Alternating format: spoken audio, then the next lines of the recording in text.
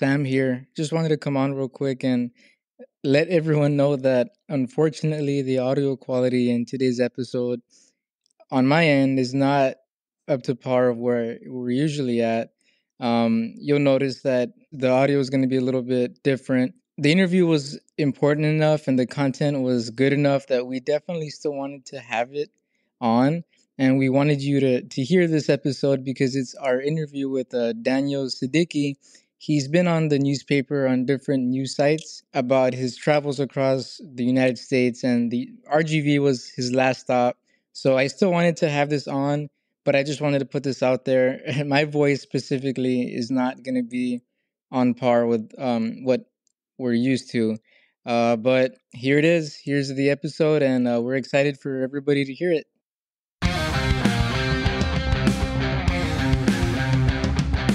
This is the Real Grand Podcast. Welcome home. All right, guys. Well, welcome back. It is another week together, and we are excited today because we are actually going to spend some time talking to Mr. Daniel Seddiqui, author of 50 Jobs in 50 States, Piecing Together America, and Going the Extra Mile. And the culmination of, all these books, well, I haven't gotten to look through all of them, to be honest with you. Mm-hmm. But there definitely has been a reason why you wrote them. There's a big story that you... It's a big journey, I should say. Yeah. Right? But before we get into that, I want to ask you, what did you think of the Rio Grande Valley? Well, I'll tell you, it took me 41 years to get there. I'm 41 years old right now. And I actually intentionally did not look at any photos of the region. I didn't do any research on like what the area is known for. Of course, the border. I mean, everybody knows it's right there on the border. And my impressions were, I was surprised in a lot of different ways. First, let's talk about the weather. That's something very superficial. I never talk about weather. But I think in this case, it's necessary because it's October. It's relevant. It's the end of October, almost November, and it's feels hotter than anything I've ever experienced. I was sweating through my shirt. I had the AC on. Yeah? I had the AC on my entire road trip, and I'm someone who never has AC on just because I love the open, fresh air, and I save gas and all that. But no, I had the AC on the whole time because it was brutal for me. So weather was shocking, especially this time of year. I can't even imagine summertime. And then secondly, I mean, I'm from California, so we have a lot of Mexican influence, Latin influence. I mean, there's towns that are exclusively Spanish, like if you go to Fresno and parts of Bakersfield in Central California. That pretty much occurred down there until I hit McAllen. So I started in Zapata. That's actually the part of the border I started in. And then from that point on, it was just like all Spanish. And I couldn't even tell, and I was starting to drive through the night at this point, and I couldn't tell if a place of business was a restaurant, a laundromat, a liquor store. Everything seemed so foreign just because of the structure of places of businesses or just on the side of the road. It just didn't look like something that I was very used to seeing. And then a lot of businesses are lit up, flashing lights and very colorful, bright colors to attract your attention. But yeah, I stopped in a taco joint, and that was... Oh, did you? Oh, yeah. Was that the first night or the next morning? The first night. It was like 9 o'clock at night, and I was in a town called La Jolla. Okay. And it was basically like very rural town outside of Rio Grande City. Uh-huh. Yeah. And I just felt like a sense of loneliness and a sense of like totally out of place. So you felt culture shock Is that Yeah, what I'm hearing? I felt culture shock, and of course, that's what I love about traveling in, this country in particular. You can be culture shocked anywhere, really. I mean, you go to northern Minnesota, you're going to see like everyone's blonde and Scandinavian. So, and yeah, so down south, it was interesting. So, tacos were fantastic. Oh, wait. Where did you go? I don't remember You the gotta shout them name. out. It was not like a shack type of place, but it was actually a legitimate restaurant. Did And you pick it or did somebody no, take you I there? just ran. I was starving and I was driving already very Oh, long. you were alone. Yeah, I'm always alone when I travel.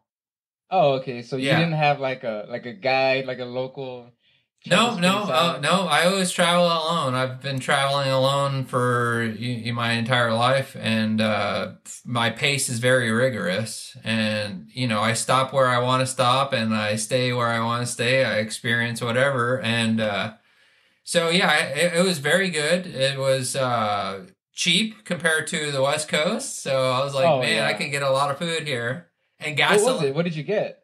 I First had taco. carne asada. You can't go wrong with that. Can't go wrong with Yeah. carne asadas. And then what shocked me is actually I said I'll just get some water, and they said, okay, yeah, you don't want to have our tap water. You want bottled water. I was like, oh, okay. That I heard about. The water might not be very, I guess, sanitary as other places, but. So I got used to drinking bottled water while I was down there. That was something else new because I'm in Oregon where it's like everything's immaculate in terms of the nature. Yeah. Yeah. Yeah, So no question. yeah. Let's see. And then yeah, I just stayed overnight. I finally made it to McAllen, and that was just a change. Like it was just shopping galore. You just see malls and big box Oh stores. yeah.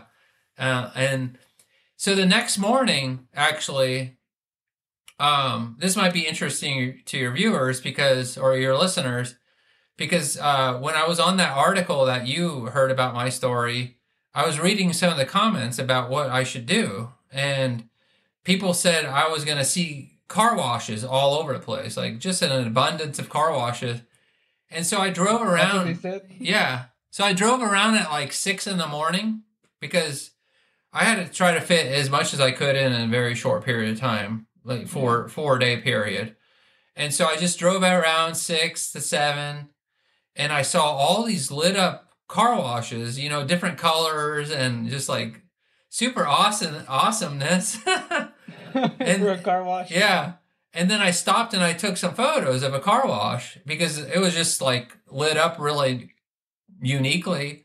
And then Yeah. this general manager, he came out. It was probably like close to 6:45, and then he's like, "Yeah, may I help you?" I said, "Oh, I'm just taking a picture of your colorful car wash. I heard so much about car washes in this area. Why is it such a big thing here?" He said, "Well, the two most important purchases in one's life is the home and their car, and people around here want to have their car very clean, of course." And I said, "How often do people come?" He said, "There's some people who come every day." I said, "What?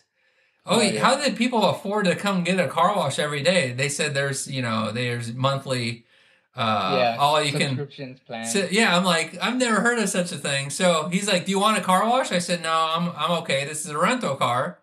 He said, "I could give you a light show and everything." I was like, "No, it's okay." And then Yeah. he ended up adding me on Facebook like an hour later. Like Oh really? yeah, he found who I was, and, Also, and he figured out who you were, yeah, because I said, what you "Hey, were doing. I was on this news segment, and they said that I should come and see car washes." And it was true. Like in McAllen in particular, I saw a lot of car washes. And then a couple hours later, I was now in historic McAllen, and that was shockingly not good. Okay, tell us about that. It was dead. I mean, they had the food court there, but it was kind of closed, and there was that bus station, or it might have been a passport station. And then just the downtown area looked really dead. And now I know why. It's because there's so many box stores out there along Yeah. the freeway, like endless amount of shopping malls, and like just name a chain and it's there. And I think Now that yeah, that's all recent. and it's recent, yeah. And I could tell Yeah. everything was very new. but I think that was very common in South Texas. So I experienced that also in Laredo. I experienced that in Corpus Christi, where you just have this amazing amount of shopping, more than I've ever seen.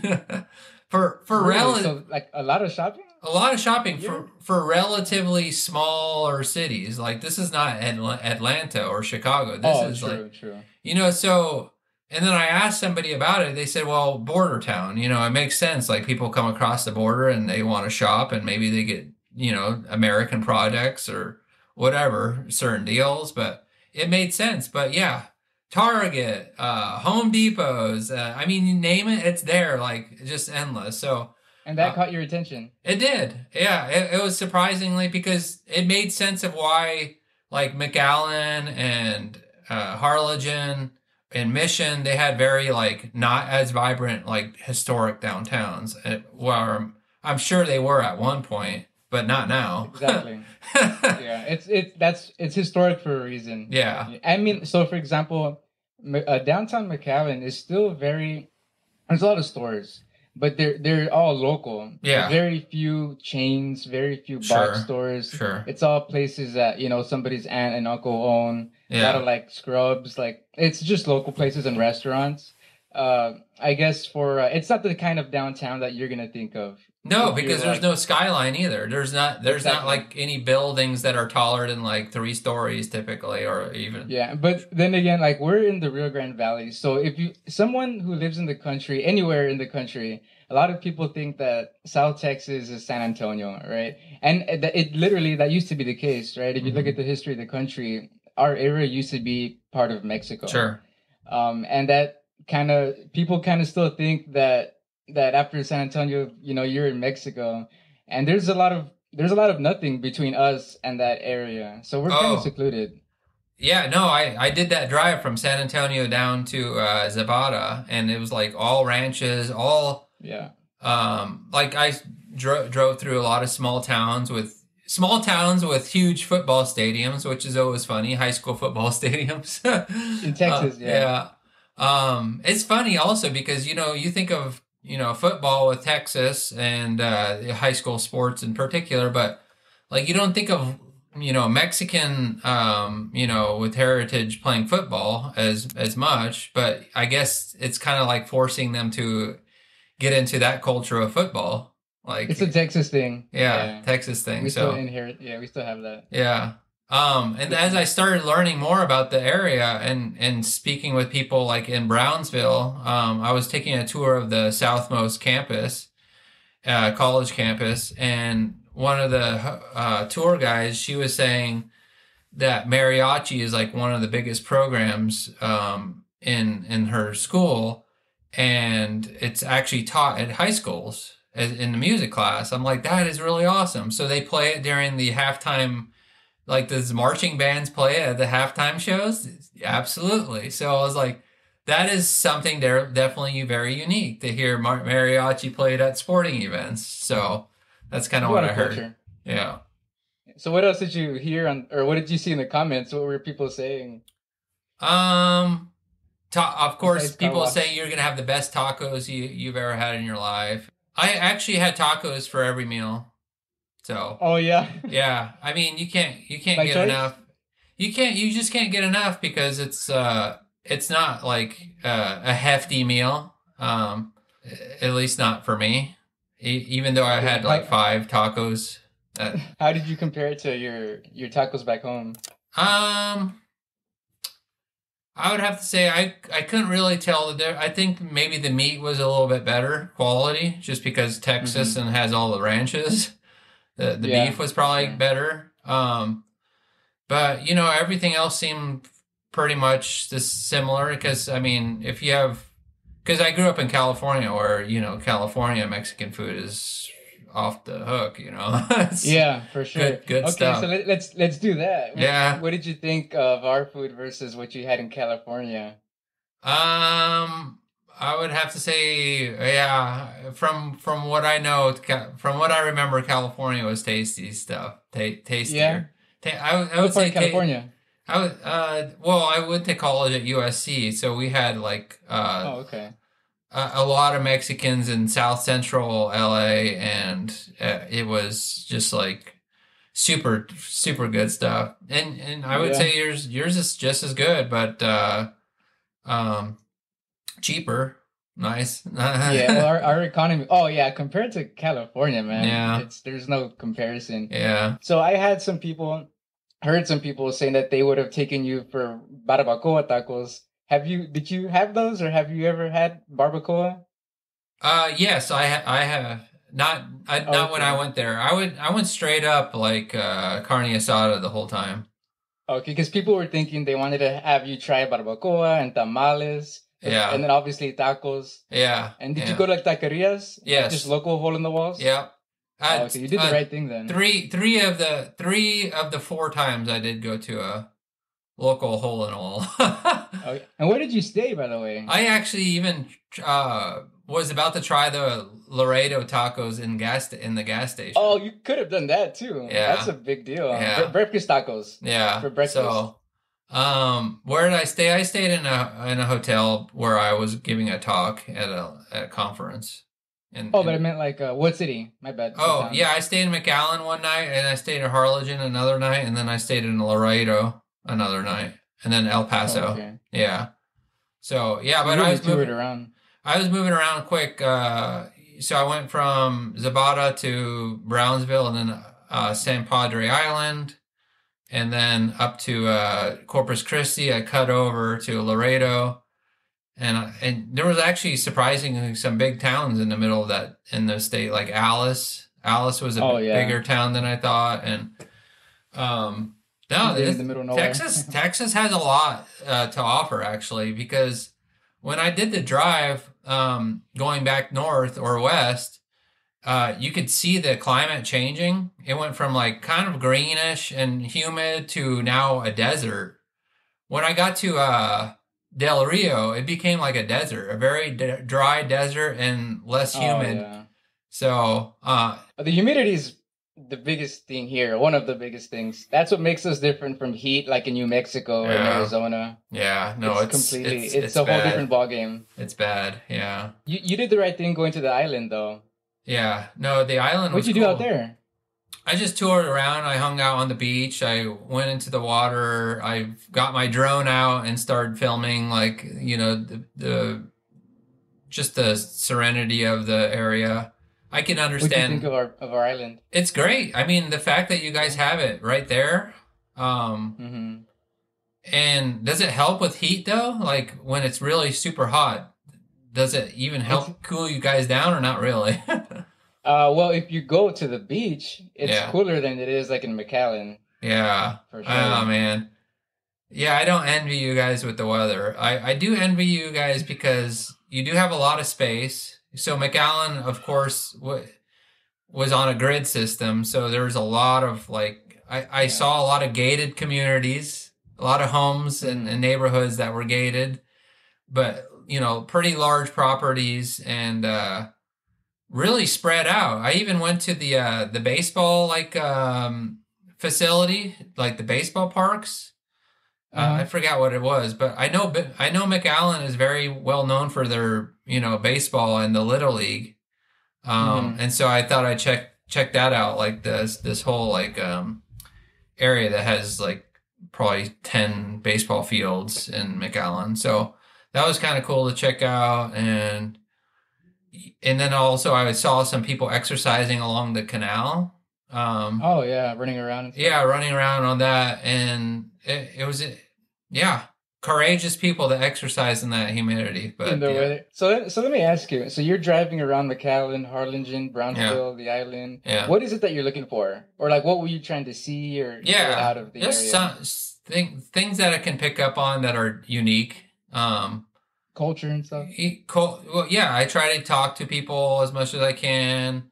I try to observe as much as I could. Like for instance, at like 7 in the morning when I was driving around, man, the birds there are so damn loud. These black. So that's one thing that we actually had a guest that mentioned that that's not the case everywhere. And for locals that have always lived here, we don't realize that there's not like 10,000 grackles Is everywhere. that what they call them? Grackles? Yeah, they're not crows. So No, they're not the area crows. that we Yeah, live in are some of the best places to do bird watching. that's what I heard. It's Yeah, great for birding. So yeah, people come from all over the world to just to our do bird parks. walk. Yeah, well, I heard plenty of them. Yes. There, So there that was was different. there was thousands of them acting like they were, being slaughtered. They were so dang loud.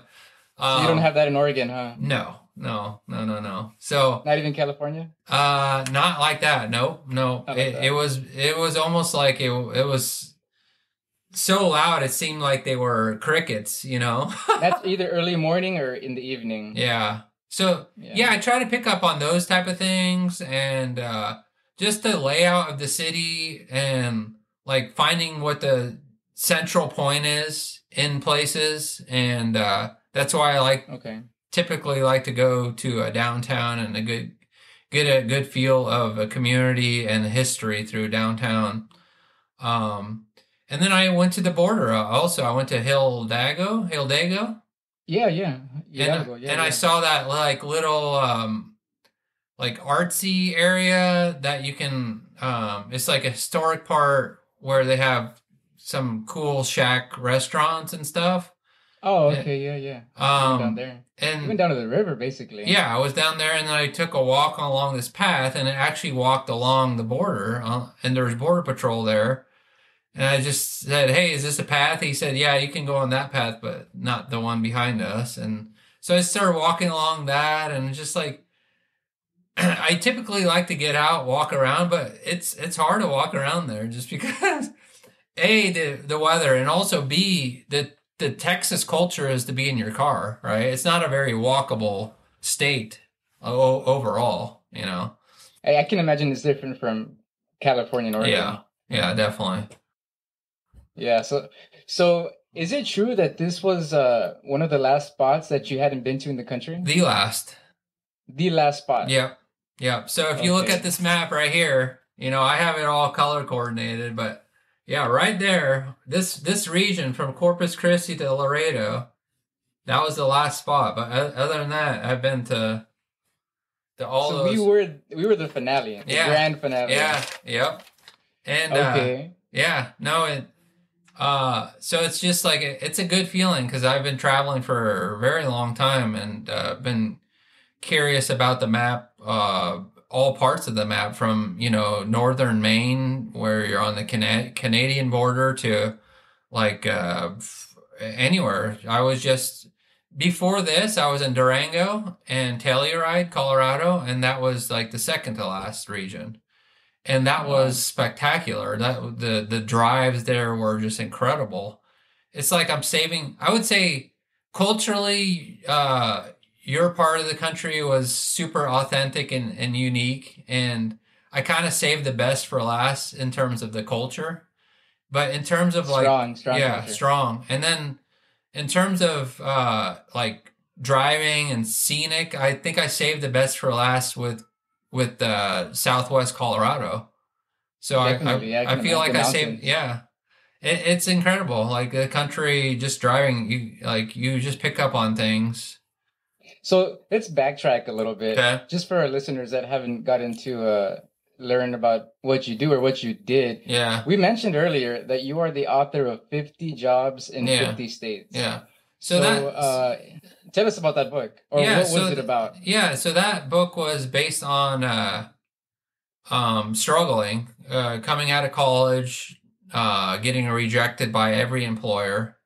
And I studied economics, and I did not really predict, how bad it was going to be for me in particular. Because that's what economists do. They forecast, right? But I couldn't forecast how bad it was going to be for me. 2005, I graduated, and then 2008 is when the recession officially hit. So that 3-year period, I was really like struggling to find my way, and I was just like really disappointed in how things turned out. And then I ended up traveling around looking for any type of position, even volunteer jobs. And then I found one in Chicago, and I was coaching at Northwestern University. and I was doing like odd jobs, like I was painting my landlord's stairs and the property just to pay for rent. And then food, I was kind of like smooching or not smooching, mooching off of the athletic program because a lot of athletes get the free dining. So I was just Oh like yeah. I was just trying to do everything I could just to make it. And then I ended up getting another volunteer job offer in Virginia. And then I ended up making that switch, hopefully that would end up to a full-time job. That didn't happen. And then here I am 3 years later, still looking for something. And then this opportunity or this idea came out. Hey, I was culture shock in Chicago, Virginia, and I'm from California. I'm experiencing all these different ways of life, and my idea was always to like observe, learn about people, and that curiosity has never died. And so my curiosity was to do a different job in every state in America. So you wonder how the heck did I find 50 jobs in 50 states when I can't even get a job in my own field of study or even any of these other odd jobs? Well, the answer is I was focused. I was like laser focused. And so I ended up choosing jobs that each state is known for. Like I did oil in Texas. I did meat packing in Kansas. I did cheese making in Wisconsin. I worked on a lobster boat in Maine. I did farming in Nebraska.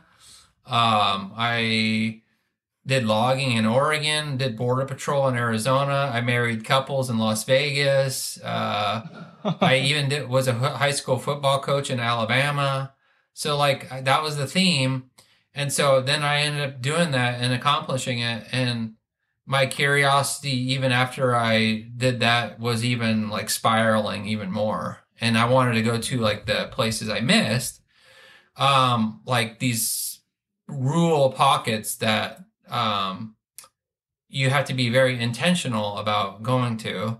So I went to an Indian reservation in South Dakota. I went to the worst parts of Appalachia and eastern Kentucky, the Mississippi Delta. I even went to like gang infested areas like South Chicago and then Central California. And I got the chance to pick produce with migrant field workers. And so Nice. I got to try all these hidden communities, I guess you could say. And I wrote another book about that experience and what I learned and all the takeaways and just like how my perspective changed and how my compassion about people changed too. And then my third book was last year where I call it Piecing Together America because I'm in my office here. You can see my office and it was empty. I didn't have any mementos of all these travels that I did. And so I thought about like creating a memento, like handcrafting a piece of every major city. And so behind me, you see like a Cleveland record because that Yeah. represents the Rock and Roll Hall of Fame. And then my sign up there, Seddiqui, was in Indianapolis to represent the crossroads of America because it actually has the most signage in the country. And those are from San Antonio. That's from Really? it's called Papel Picado, I think. It's like the Mexican banners that they hang over. Oh yeah, yeah. So I made like that string of these flags in San Antonio. Yeah, yeah, the colorful. Yeah, the colorful ones. And so I did that. And then I have 70 other pieces. I have a cigar from Tampa, You got a collection now. yeah, I got a collection. So I wrote a book on that and like the iconic symbols of America. And then I did another project which I didn't write a book about. I just did a self-published book for myself. It was called the American Bucket List Challenge. So I got the chance to do cultural events in every state. So in Texas, I did the rattlesnake roundup. In prayer. Yeah, Okay. yeah. And then I did Okay. let's see, what did I do? Oklahoma, I was in an archery contest with the Cherokee Okay. Indians. The reservations. Yeah. And then like I sang in the Mormon Tabernacle Choir in Utah and participated in Scandinavian games in North Dakota. So that was all about like learning about different cultural passions and stuff like that. So when when I tell you I've traveled, like I know America dang well because not only have I experienced it, but I have actually friends in each place now, and like and That's awesome, now I man. have friends in South Texas, right? So All the way south. all the way south, all the way north, all the way east, and so forth. And now I find myself in Central Oregon, and it's absolutely. If you ever make your way this way, please let me know. I do think it's the best place for me in my age to, or I guess my phase in life to be here. It's super safe, super clean. It's very outdoor, active, and it's not that affordable though. That's the only hard part. It's not cheap, but it is a beautiful place, and I would have to say it's the top place in America for Nice. me during this stage in my life. But in my 20s, I thought Chicago was the best, So Oh, okay. just because it's so like vibrant, so much activity going Happening. on, so much going on, and you can take the train um, anywhere you want to go. So yeah, just different stages in life. You never know. Maybe when I'm old and I have arthritis, I might need to move to South Texas, where the climate's better. Yeah. You don't have to deal with the shoveling snow and the Oh yeah. freezing the Yeah. bones. Yeah. Man, I gotta ask you. So, because I mean, what you did in each state was work a job, Hmm. and if I remember correctly from what I've read, it was 2 weeks One per week. job, One one week. week per job. Hmm. Okay. What was the most interesting job that you did? Because you did like stereotypical jobs, right? Like you Yeah. were doing whatever that state was known All for. right. Was there any job where you were like, okay, this is different? They are all very different. Like, I mean, working in a meat packing plant where you're actually shooting the cattle with your gun, a Oh, the rifle. slaughterhouse. Yeah. Yeah, by hand. It was no machinery. It was all done by hand. So you had to do it. Yeah, and I was like, Did you yeah, do it? yeah, yeah. It's Wow. by the way, I videotape or videotape. That's a very old way of saying it. I recorded everything that I've done, even my trip down there. I take pictures, video record. It's all documented. That one was gruesome. Totally out of my element. Uh, Very different was working with Amish actually in Pennsylvania. Okay. I built furniture with them, and boy, they did not like me at first. Like they were like, "Who is this guy? Why is he here?" It was Oh. very hard to have conversations with them. And then once like their walls started to come down a little bit, man, they could not stop talking. They could not stop talking. And they were asking so many questions of me and what life was like outside, their community. And like they learned a lot from me. I learned a lot from them. During lunchtime, we like held hands for prayer, and they're Oh super wow. religious, um, and then went on the horseback or horse and buggy and went cruising around, the rural streets. It was just like totally out of the element. So yeah, I would have to say most of them were culture shocks to me because, being from California, no matter what part of California you're in a bubble. Like Hmm. California is a bubble. We typically vacation within our own state because it's so big and it's so diverse. Um, Most people don't travel like, hey, let's go to Nebraska, let's go to Minnesota. No, most people don't do that. So it's usually let's go to San Diego, let's go to Disneyland, let's go to the Redwoods, let's go to Yosemite, let's Oh, okay. let's go to Tahoe, let's go to. They're all in California. You don't need to go Yeah. anywhere. So Hmm. I'm curious. Those people that you married in Nevada, in Las Vegas, did they ever find out that it was part of your journey? yeah, no, they knew, and I was actually very nervous to do it, just Oh because, yeah? yeah, I was, I'm performing a wedding for them, even though some of them had just met each other. Yeah, it's Vegas, right? Yeah. Um, yeah, I would have to say that was like the job I liked the least. Just because it's, yeah, I don't know. It wasn't for me, but. How was the oil thing? What did you do in Texas? I was lucky enough to be in the office in the petroleum engineering department in Houston with at Chevron headquarters, and or actually it was the regional offices. But in Oklahoma, I was actually in the fields. I was Wow, building I was a roustabout. I'm sure you've heard of that term. It's the ones that build the pumping units. So I was helping install those, and that one was a tough job, I would have to say. Tough. And how do you get yourself to like? How do you get people to accept you? Like, oh, I'm here. I want to be the meatpacking guy for a week, or I want to work on. Yeah, I'll tell you how, because I went through 5,000 no's. That's how. Okay. I found 50 yeses out of 5,000 no's. So eventually a door is gonna open if you're persistent, you know. So that's kind of what happened. But also, if you know your viewers are wondering about like, hey, how can I find a more practical job, something that's actually like I could do for a living? Well, networking. I mean, 70% of the jobs that I found were because of someone I met on the road or at a previous job site. They said, hey, you know what? I know somebody in Nashville I can hook you up with, or I know someone in Boston. That's how it happened. Meeting people. Oh, okay. Yeah. Networking. Yeah. There's power in that for sure. Yeah. Is there and this is going to be a really hard question, but is there anything that comes to your mind specifically, anything that you learned in this journey, 50 jobs in 50 states?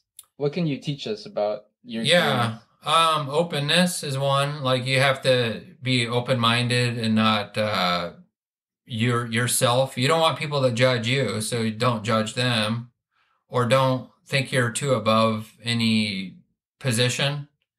So it was a very humbling experience. Like, I was willing to do anything. And I was very grateful for every opportunity. Even though a lot of the jobs weren't for me, I was still like very gracious. Thank you for opening the doors and giving me an opportunity to like have a window into your life. And I would say, yeah, the attitude was very important, to be open, being grateful, being kind, like showing like you're a caring, you know, you care about what you're doing in terms of like learning about them. You care about, you know, bettering yourself. That's really important. There's a lot of elements, I would have to say.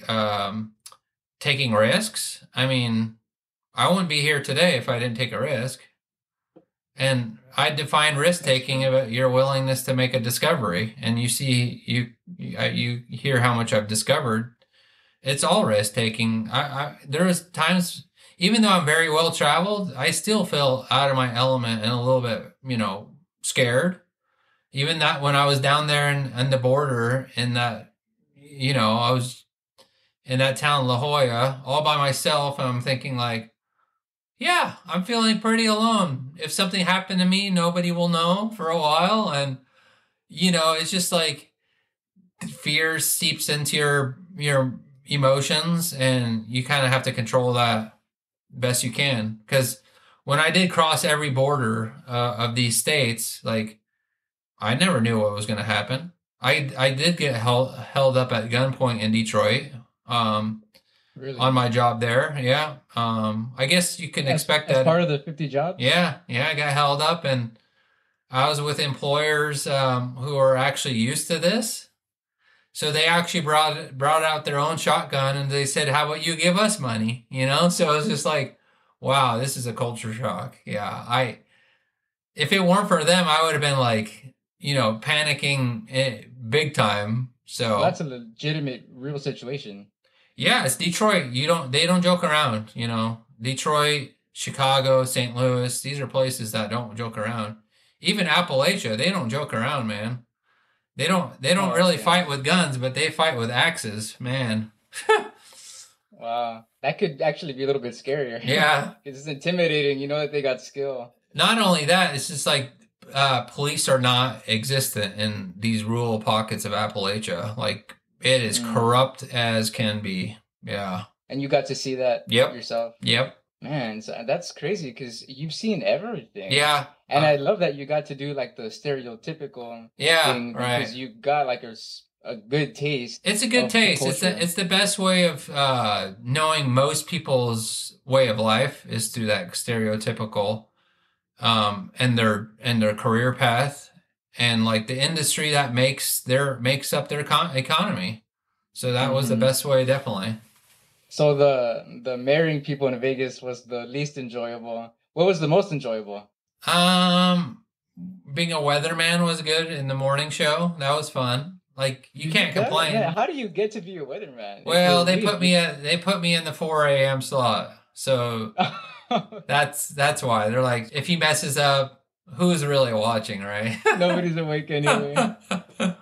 Hey, but you did it though. Yeah, I did it for a That's week. cool. Yeah, for a week, and that was a good experience. It's well documented, and like you could see like you could see my energy was pretty high with that job, so it fit my personality fairly well. Yeah, Wow, that's cool. yeah. Man, and I want to get back before we finish up to your trip down here. Hmm. How would you describe it? Just overall. Tell me about your experience. What do you think Um, of the valley? that's a good question. I'm just talking about the valley, not Laredo and not Corpus Christi or San Correct, Pedro. correct, yeah. Is San Pedro Island considered a valley or no? Yeah, you mean South Padre? Yeah, South, South Padre yeah, Island. yeah. Yeah, that's our island. I think it was good. I mean, besides the weather, I thought it was a pretty reasonable place. I thought it was friendly people. I thought it was livable. I feel like it's nice to see so much space compared to a lot of cities I've been in. You know, A lot of agriculture yeah, a everywhere. lot of agriculture. But for me, like I love hilly. I love mountains. I love, hilly terrain.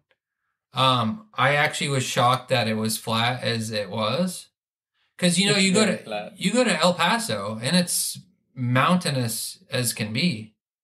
It's probably one of the most mountainous cities in America. And then, yeah, that part of the border where you are at is like flat, but it's greener. I do like green. I do appreciate the greenery, but I felt like safe. I felt safe because you did see a lot of border patrol around. You did see a lot of police, sheriffs, and all that. Always present. Yeah, they're very present They're in the they're present. community. So I felt it was a pretty good place. And you had no expectations, right? I had no expectations. I actually was surprised it was bigger than it was. The one thing I was surprised that there was no skyline for the downtowns. Like you don't know, you can't see where the downtown is from a distance. That was one Yeah. surprise.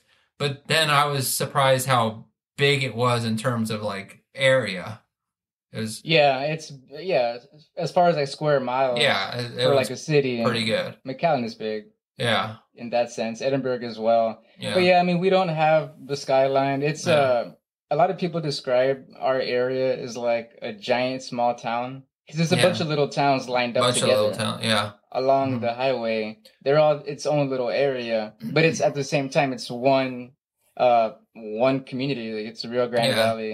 And that's what a lot of the people like about it, because it still has that small area vibe. It's Yeah. not as fast and bustling as Austin or like Philadelphia. Sure. So Sure. a lot of the people embrace that. And also, I was surprised about how many large towns there were on the other side of the border. Oh yeah, in Mexico, Yeah. So there was a lot of people go that way. yeah. So because if you go to Arizona or most parts of California and New Mexico, the Mexico side doesn't have that many big cities. Oh, I see. Like you have to go further in. Yeah, you have to go, but along the border where you're at, there's pretty large cities.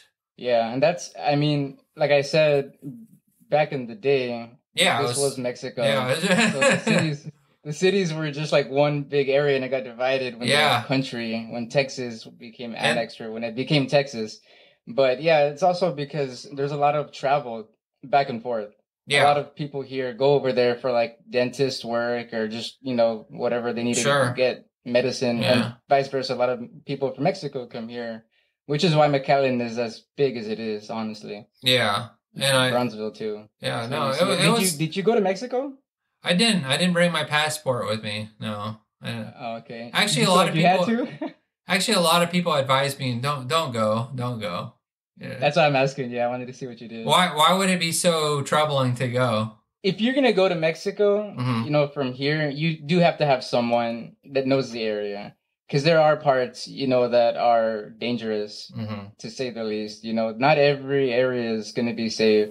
Yeah. There are some places that are, frequented by tourists, but there's a lot of areas where if you don't need to go, just don't go. Yeah. Yeah, it's just better not to. Yeah. And honestly, like for someone who is from another part of the country, being in the valley is about as authentic as you need it to be anyway. I agree. I did want to bring this up before we go. When I was in Laredo, I went to the grocery store chain, Heb. Is that how you say H-E-B? H-E-B. Yeah. Do they say H-E-B or Heb? It's H-E-B. Okay, H-E-B. It's a Texas thing. Yeah. So I went in there for the first time. I was like, you know what? Nothing's more authentic than seeing locals than going to a grocery store, right? Okay. So I go to a grocery store and everything's written in Spanish in the Laredo one, right? And of course, the hot case is all Mexican food. There's not like, fried chicken or anything like you would see at other grocery stores, right? And so the fruit section had fruit I'd never even seen before. I didn't recognize it. And then you see the pepper section. I'd never seen so many types of peppers in my life, right? So that got you a little culture shock too? Yeah, no, I would say that is probably the most authentic way to get a feel of the locals is to go grocery shopping. And that's what I did. And there's a couple other tips I have for getting like getting a local feel. And it's not going to hotels, I'll tell you that much. Hotels. Yeah, no. If you can pull off Airbnbs, that's a good way of getting like a home, like a sense of like what the layout of homes are and stuff. Because of course the homes down there were very unique to me.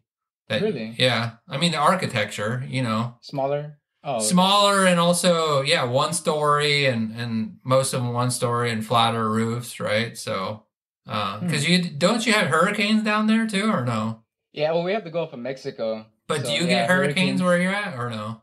Yeah, we do. I mean, not as often as like Florida. Yeah. But yeah, I mean, we're in the Gulf of Mexico, just like Louisiana or Florida. Yeah. So hurricanes are like the thing to worry about here. Yeah. Kind of like how California worries about earthquakes. Yeah, because when I drove along the border, I did feel a very sense of like felt like the ocean, just because the vegetation, some of the palm trees, and then also like the breeze. Oh yeah. It really felt like I was driving, and also some pockets of sand. And I'm talking about like the border by La Jolla and all that. And I'm thinking like this actually has a feel of driving along the ocean. So that was kind of cool. They call it the Texas Tropical Trail. Is that what they say? Yeah.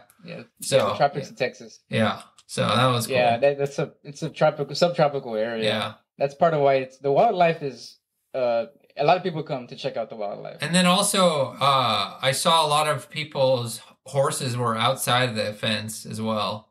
Like you noticed that? Yeah, it's like there's like a lot of things that I never seen before happened on that trip, for sure. A lot of Spanish too, huh? Yeah.